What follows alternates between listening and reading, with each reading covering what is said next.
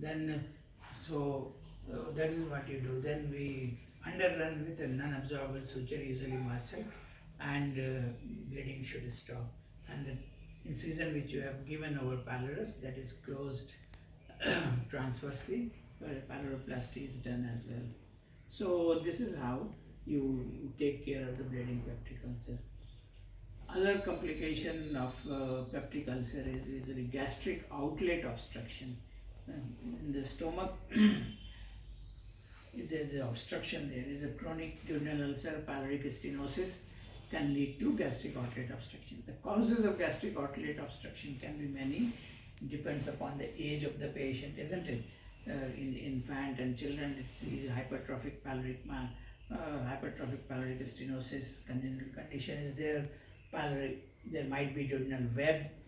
There may be in adult also, there is adult hypertrophic pyloric stenosis, and there is a complication of chronic duodenal ulcer leading to pyloric stenosis.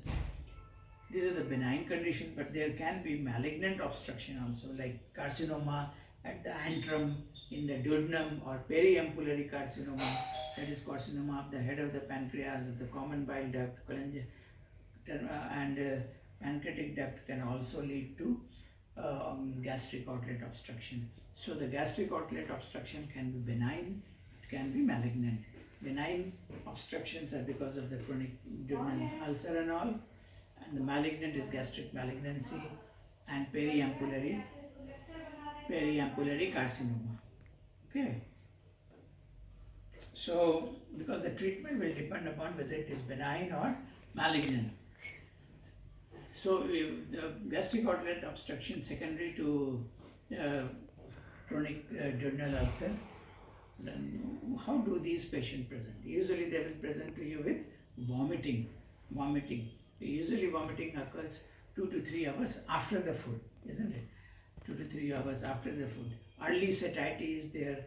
There might be pain if the ulcer has penetrated posteriorly to the pancreas or the retroperitoneal nerves. Okay, so this is how they will present. Repeated vomiting. Vomiting is very important. So what will happen if patient vomits?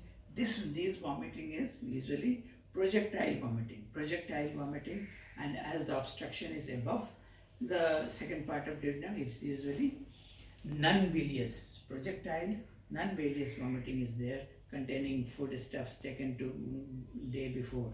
Okay, and because of the vomiting, what will happen? Patient will become dehydrated, isn't it? There will be dehydration, there will be loss of electrolytes as well, especially HCl is secreted, so hydrogen will be lost, chloride will be lost, sodium is lost as well.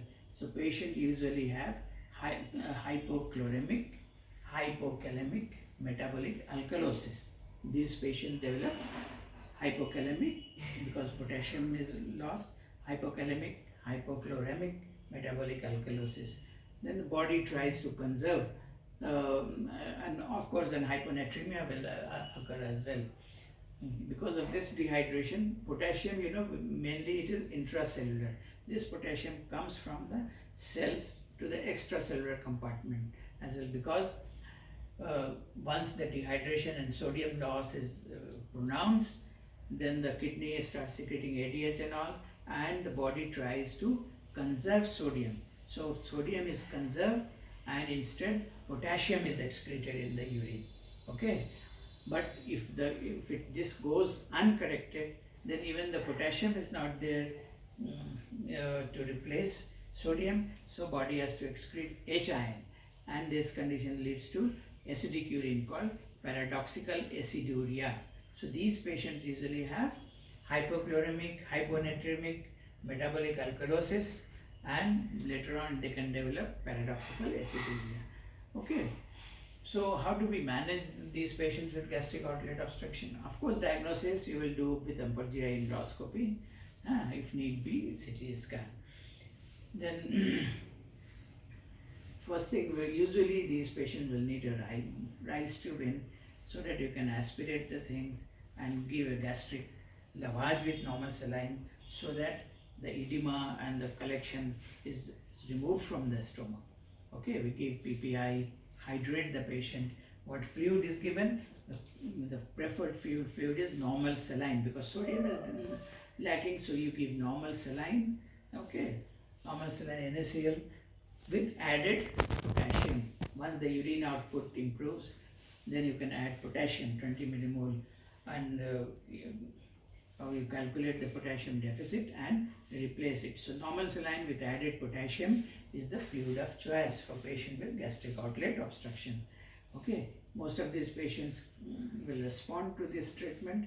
If they don't, then we will have to do a bypass operation. Usually what is done is, if an ulcer is there involving antrum and pylorus, gastric ulcer, you can do antrectomy, vagotomy with antrectomy, and then gastroduodenal anastomosis, that is Billroth 1. Okay, or highly selective vagotomy with bypass has to be done. So gastrojejunostomy will be needed. Gastrojejunostomy can be done to bypass the pyloric stenosis. These days usually vagotomy is not preferred because you can replace it with PPI.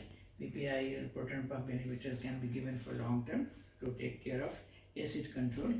So all you will need to do is basically either antrectomy with gastroduodenal anastomosis or a simple gastrojejunostomy. Okay. These also minimally invasive things have come, like dilatation of pylorus, balloon dilatation and stenting. But these things usually not preferred, will prefer the operative procedure for these patients. Okay, thank you.